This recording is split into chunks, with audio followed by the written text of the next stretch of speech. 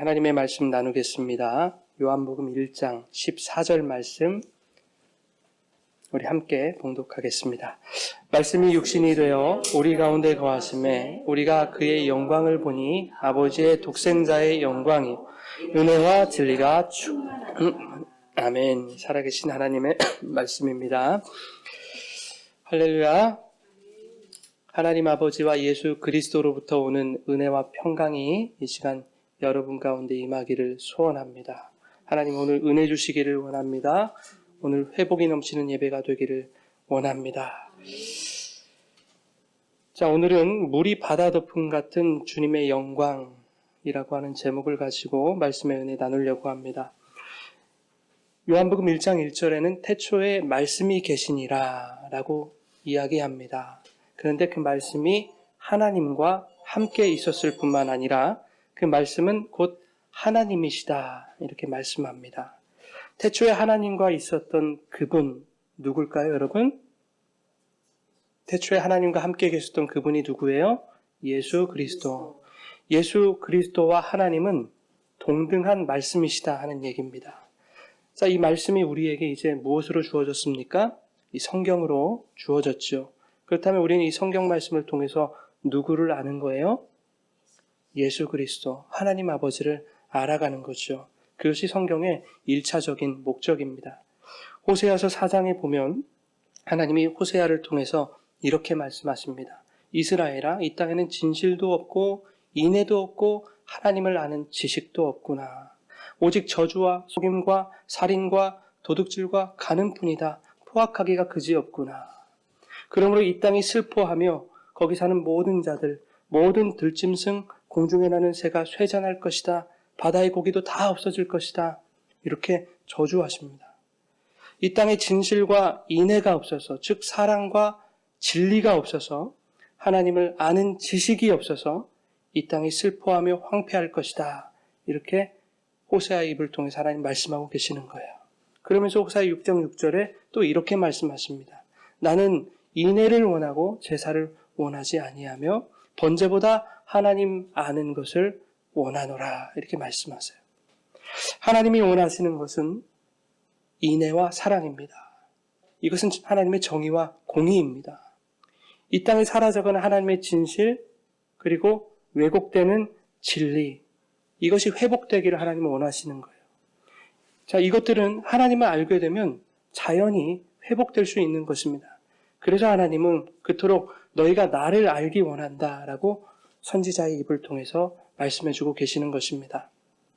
이사야 11장에는 하나님 나라, 그 평화의 나라에 대해서 표현하고 있습니다. 늑대와 어린 양이 함께 살고 또 표범이 어린 염소와 함께 누워 있어도 괜찮은 곳, 송아지와 어린 사자와 살찐 짐승들이 함께 풀을 뜯어먹는 곳, 그들을 어린 아이가 이끌고 다니는 곳, 젖먹이 아이가 독사굴에 손을 넣고 노는 것이 그저 장난일 수 있는 곳, 어떠한 상함도 어떠한 해함도 없는 곳, 이것이 천국이다라고 천국을 표현하고 있습니다. 그리고 바로 이어지는 이사야 11장 9절에 이렇게 말씀합니다. 우리 같이 읽어보시죠. 거룩한 산 모든 곳에서 해됨도 없고 상함도 없을 것이니 이는 물이 바다를 덮음같이 여호와를 아는 지식이 세상에 충만할 것임이니라. 아멘. 하나님의 나라라고 하는 것은 하나님을 아는 지식으로 충만하게 되는 것이다 하는 것을 말씀하고 있는 겁니다. 힘 있는 사자가 송아지를 공격하지 못합니다. 젖먹이 아이가 독사굴에 손을 넣어도 상함이 없는 것이죠.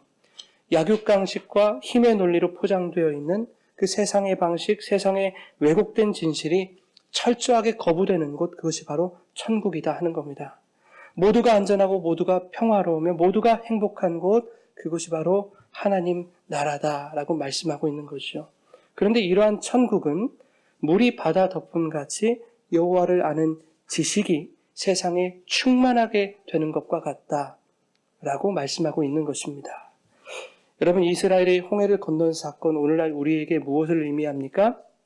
하나님이 택하신 백성에 대한 당신의 구원을 보여주시는 것이죠.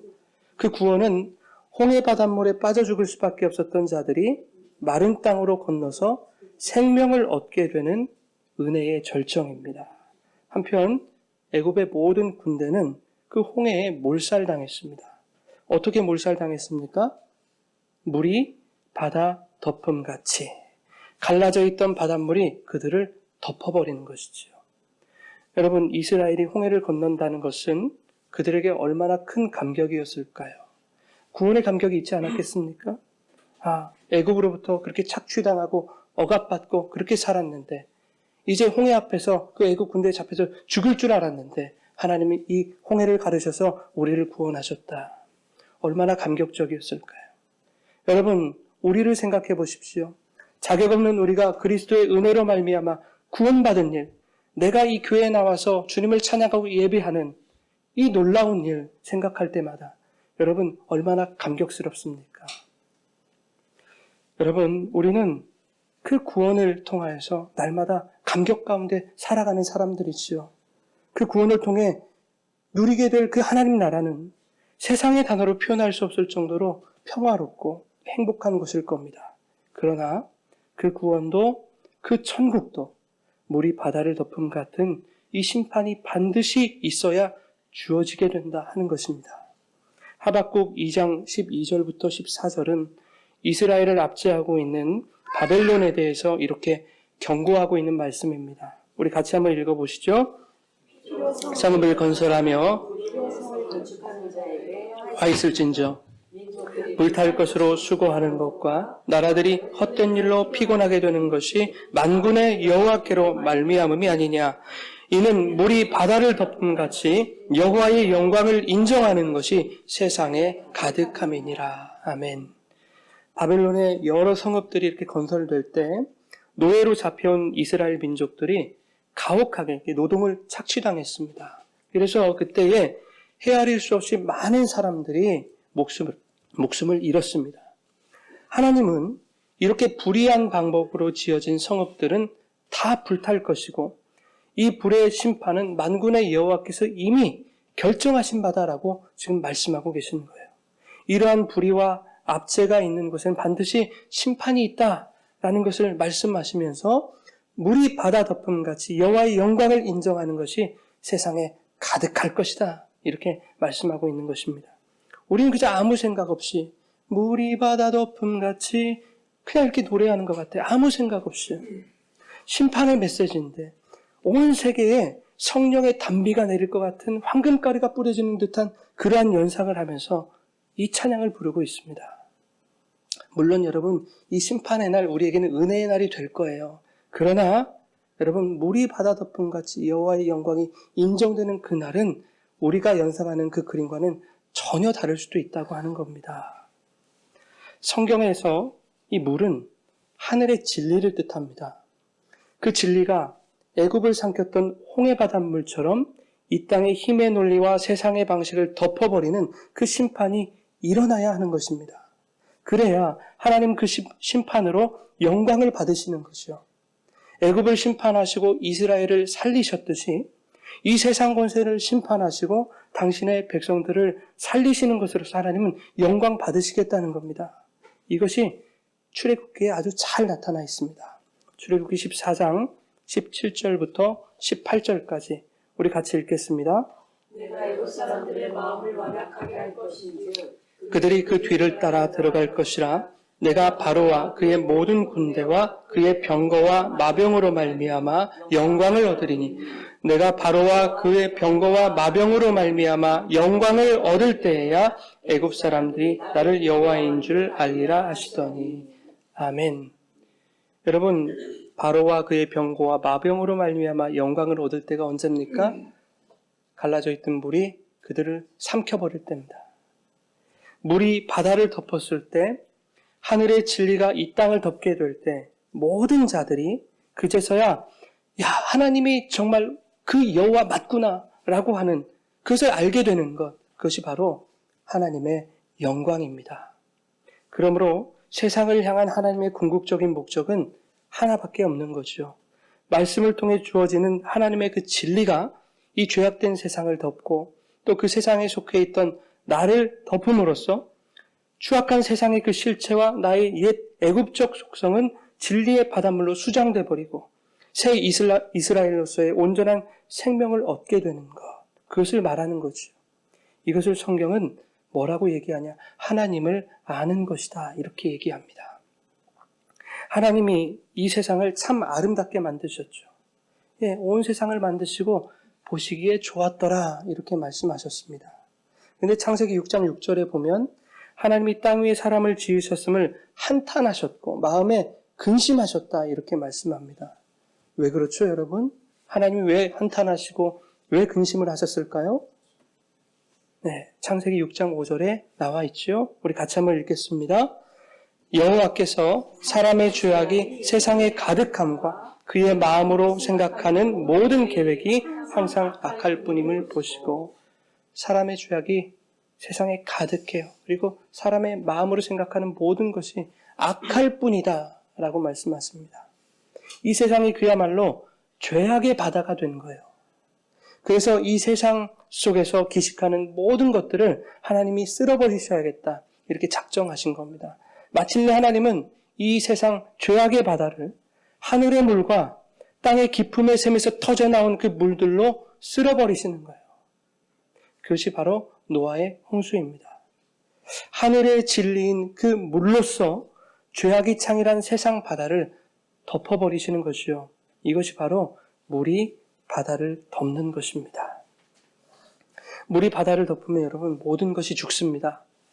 하나님의 진리, 하나님의 그 의로움이 이 땅을 덮으면 죄 가운데 거하는 모든 것은 다 사망에 처하게 되는 것입니다. 그러나 예외가 있었어요. 예외가 있었습니다. 바로 누구예요? 노아였습니다. 창세기 6장 8절 같이 읽겠습니다. 그러나 노아는 여호와께 은혜를 입었더라. 아멘. 그러나 여러분은 하나님께 은혜를 입었더라. 아멘. 하나님은 노아에게 뭘 주셨어요? 은혜를 주셨어요. 그래서 노아와 그의 가족은 홍수에서 생명을 건질 수 있게 되었습니다. 그게 무슨 특별한 자격이 있어서가 아닙니다. 뭐 하나님을 더 잘 믿고 신앙생활을 더 잘하고 뭐 그가 특별한 능력이 있고 외모가 출중하고 돈이 많고 힘이 있고 권력이 있어서 그에게 은혜 주신 거 아닙니다. 노아가 하나님의 은혜를 입었기 때문에 홍수에서 건진받을 수 있었던 것이요. 9절 말씀에 보면 노아가 의인이고 당대 완전한 자였다. 하나님과 동행했다라고 이렇게 기록하고 있어요. 그럼에도 불구하고 그것 때문에 은혜를 입은 것이 아니라 은혜를 입었기 때문에 노아가 그렇게 살 수 있었던 것입니다. 이렇게 노아는 하나님의 은혜를 입어 방주 안에 들어갈 수 있게 됐어요. 성경은 이렇게 앞서 말씀드렸던 이스라엘이 홍해를 건넌 사건, 그리고 노아의 이야기를 통해서 우리에게 뭔가를 말씀하시기 원하는 거예요.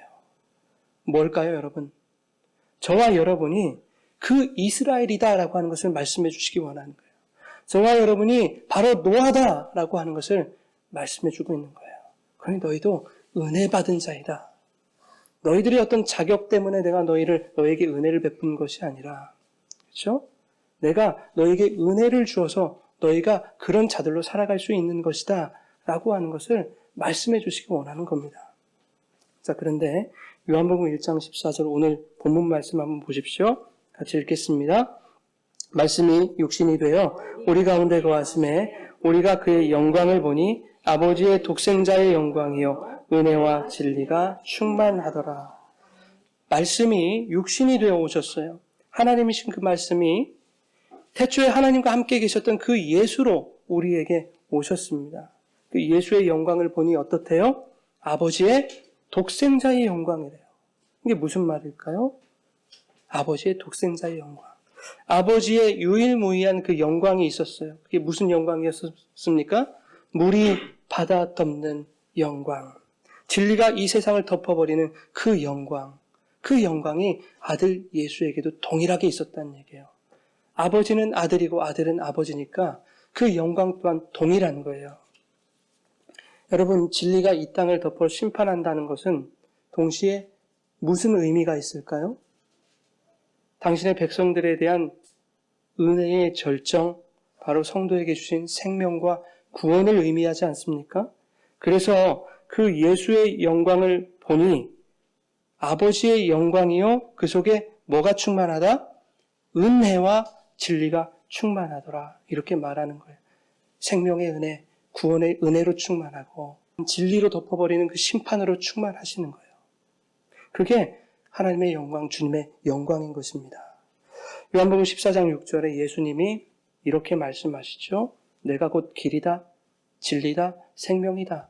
나로 말미암지 않고는 아버지께로 올 자가 없다. 나로 말미암지 않고는 너희가 아무데도 못 가. 이렇게 말씀하시는 거예요. 이스라엘이 홍해바다 앞에서 원망하고 있을 때 하나님이 하신 일이 있어요.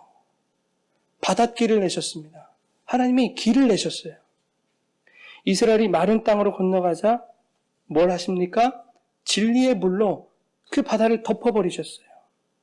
길을 내시고 진리로 덮으시는 거예요. 그러자 홍해바다에 빠져 죽거나 애굽에게 잡혀 죽을 수밖에 없었던 그 이스라엘에게 어떤 일이 일어나요? 어떤 일이 일어납니까? 은혜가 주어져요.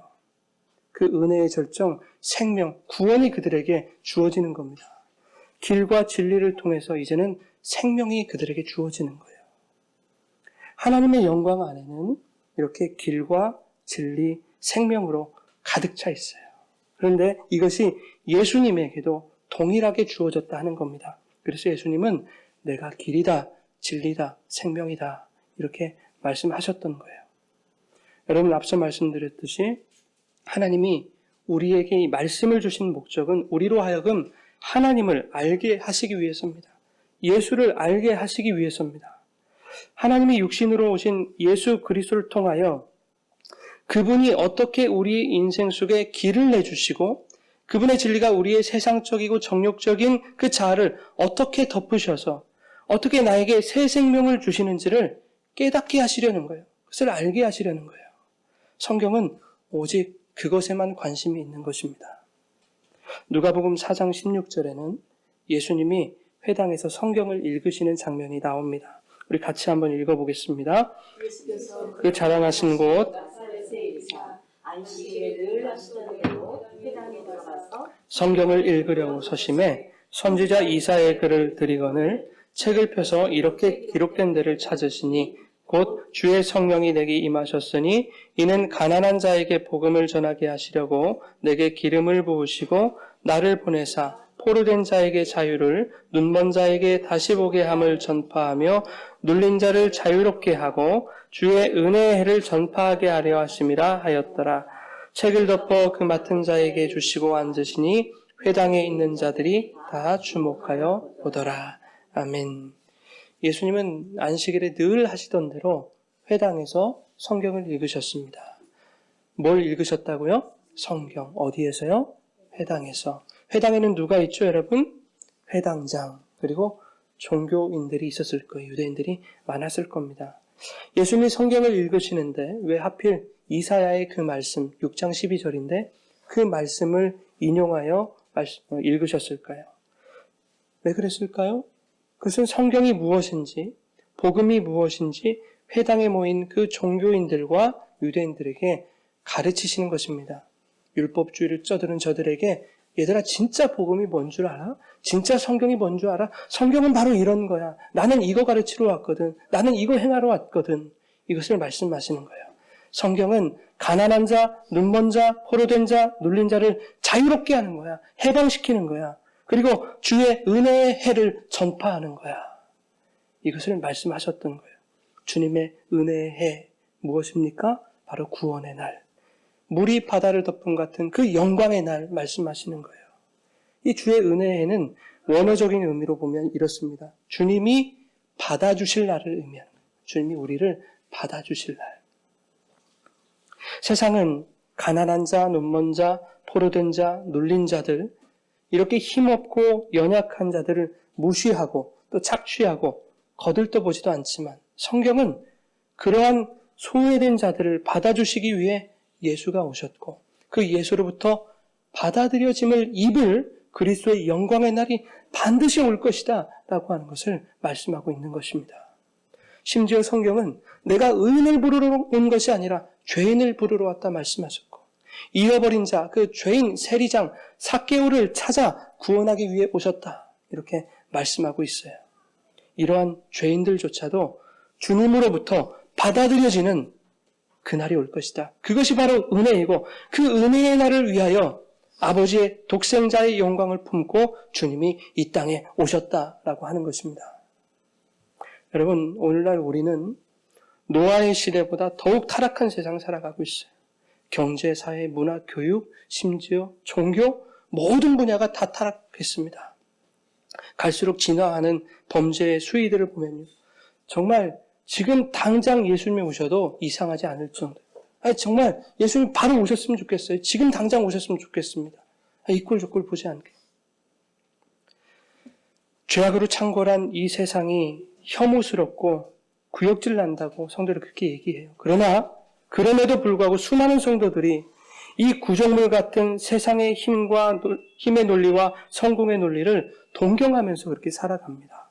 할 수만 있다면 힘과 권세를 더 쌓아서 더 높이 올라가고 싶고 그렇게 되기 위해서 예수 믿고 그렇게 되기 위해서 종교 생활을 동원하고 있는 사람들이 여러분 얼마나 많이 있습니까? 그것은 예수를 믿는 것이 아니라 마치 예수를 시험하고 있는 것 같아요. 예수를 시험대 위에 올려놓고 있는 것 같습니다. 정말 예수가 도깨비 방망이가 맞는지 내가 한번 시험해봐야 되겠다. 내가 공들인 만큼 진짜 주는 양반인지 내가 한번 그 예수를 시험해봐야 되겠다. 이런 마음들로 신앙생활을 하고 있는 것 같다라는 생각이 드는 것입니다. 예수 믿는 사람들이 좀 높은 자리에 올라가고 힘이 좀 생기고 권력이 좀 생겼을 때 여러분 생각해 보십시오. 그들이 더 정직하게, 더 배려하면서, 더 겸손하게, 더 섬기면서 여러분 그렇게 살아가든가요? 물론 그렇게 노력하신 분들도 있겠죠. 그런데 여러분들 눈에 나타나고 드러나는 것은 무엇입니까, 여러분?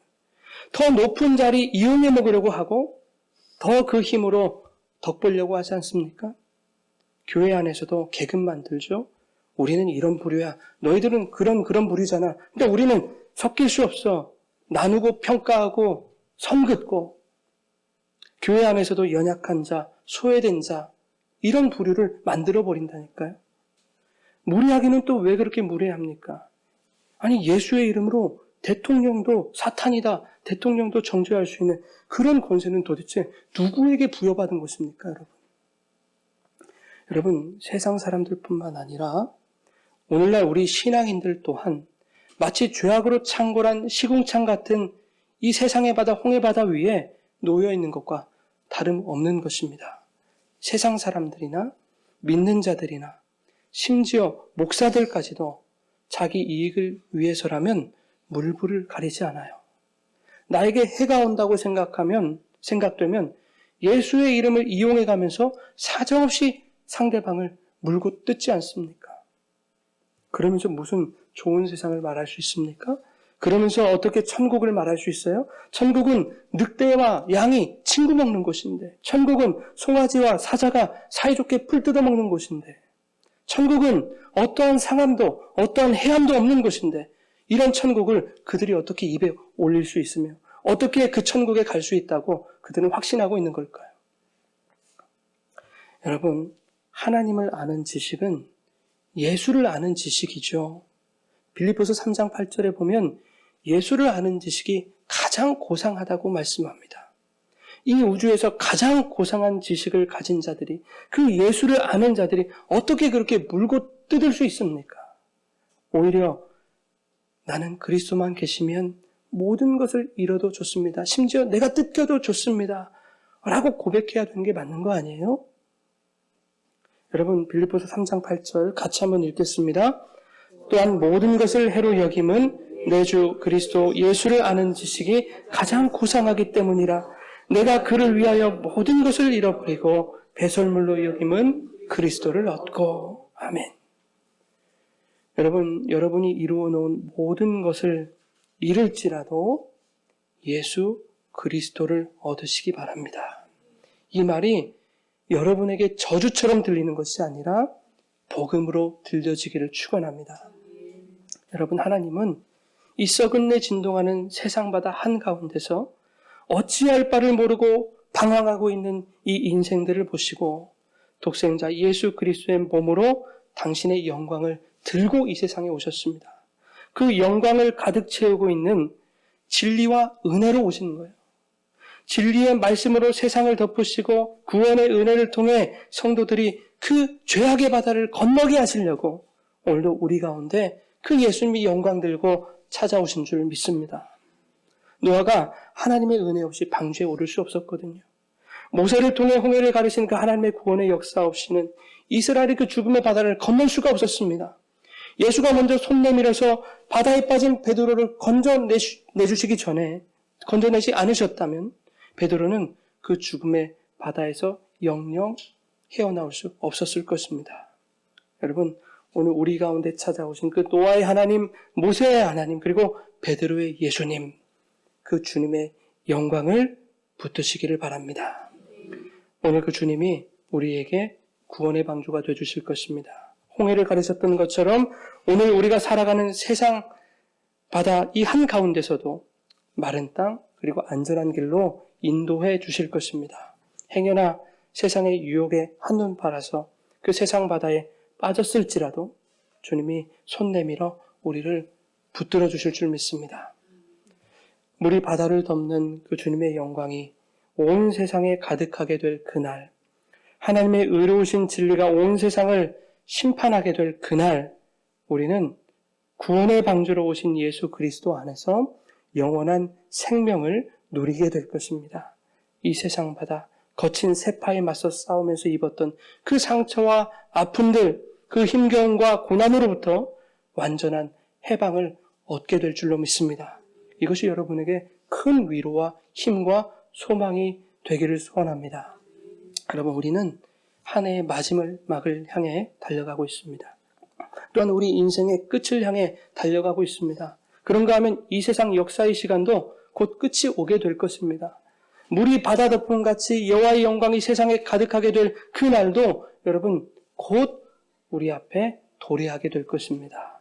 그 주님의 은혜의 날을 기다리며 그 날을 허락하실 주님을 소망하며 또한 그때까지 이 땅에서도 우리를 붙들어 주시고 힘주실 그 성령을 기대하며 아직 남아있는 이 세상 바다의 기간 동안 그 세상에 기죽지 아니하고 당당히 구원의 방주를 자랑하면서 그 구원의 방주를 영혼들을 초청하면서 그렇게 믿음의 경주, 믿음의 선한 싸움을 싸워가시는 우리 모두가 되기를 주님의 이름으로 축원합니다. 주님께서 여러분에게 성령의 충만한 능력 가득하게 공급해 주실 줄 믿습니다. 우리 같이 찬양하고 같이 기도하겠습니다.